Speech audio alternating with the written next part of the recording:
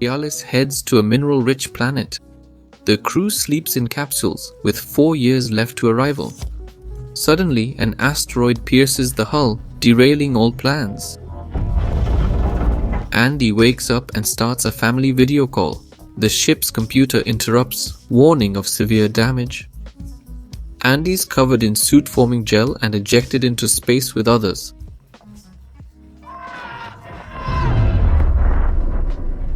Some are instantly destroyed by asteroids. With limited oxygen, the AI decides to land the capsules on the nearest planet. Some capsules explode during descent. Shortly after, the capsule touches down.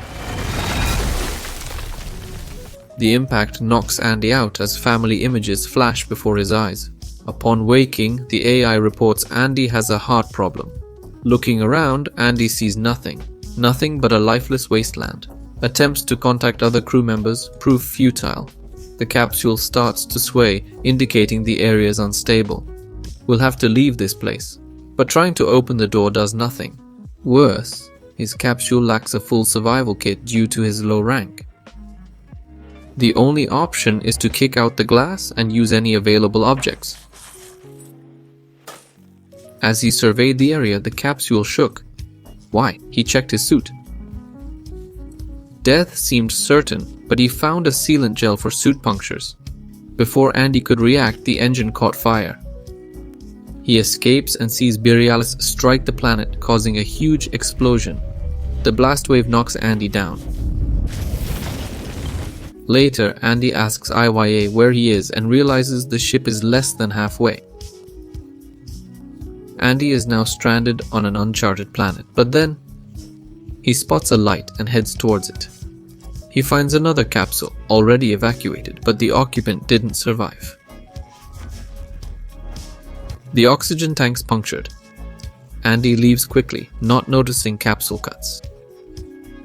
Near the lights, he meets another survivor, Dwayne.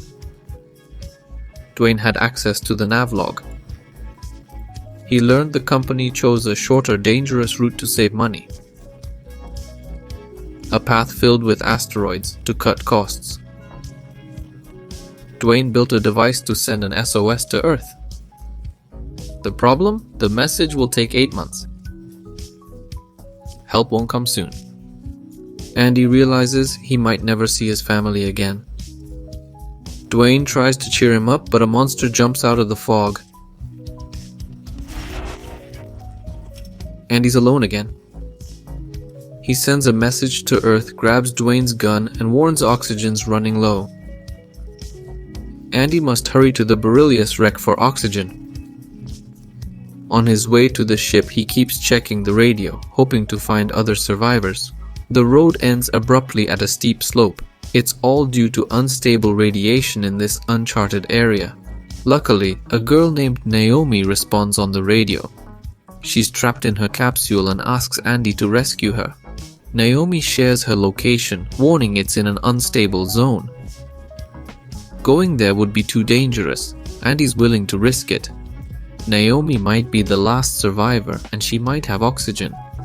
Late at night, a strange noise echoes from afar. Andy asks the AI to scan the area, but it can't. The company's to blame, cutting costs on the flight and using old-gen AI. In the darkness, Andy's weak flashlight barely illuminates anything.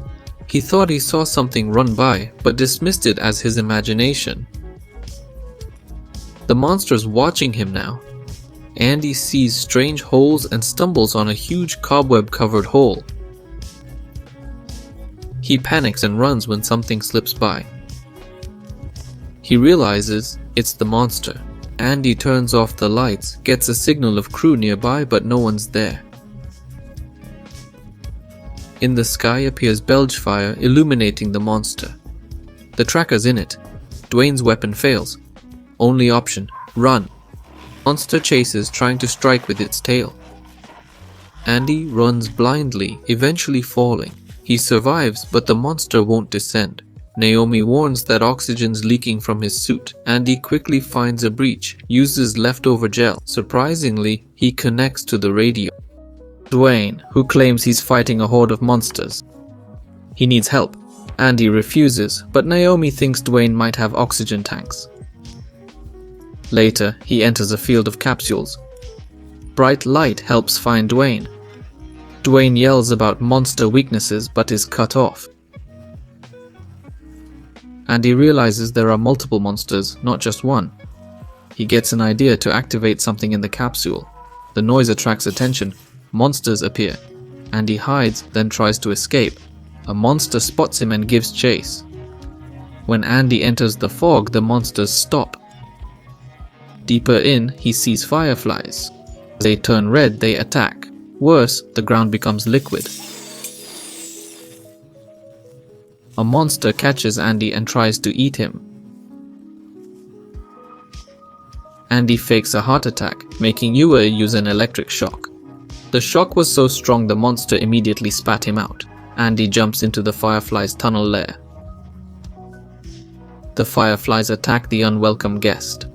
Andy escapes to the surface, leaving them behind.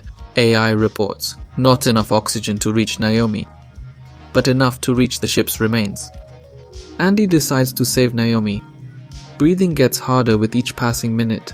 He finds Naomi and provides oxygen. Her leg is stuck. Naomi's high rank yields useful items to save her. They surface to face waiting monsters.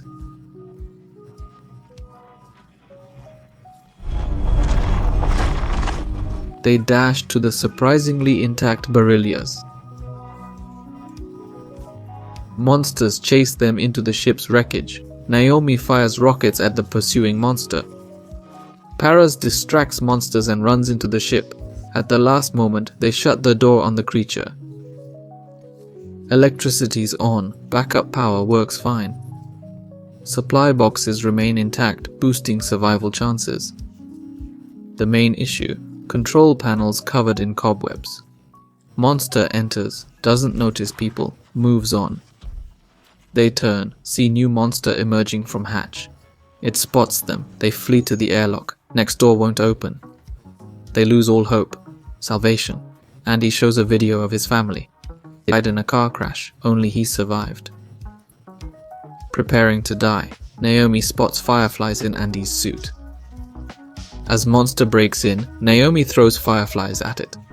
They flee while it's distracted, but it finds them again. Andy throws a gel canister at the monster. It learns about persimmons, still tries to crush them.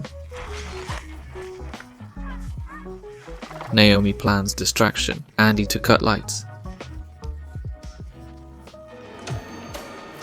Andy drops pod on monster as they run under it.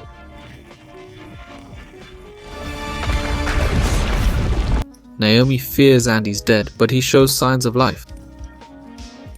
Film ends as they watch the sunrise together.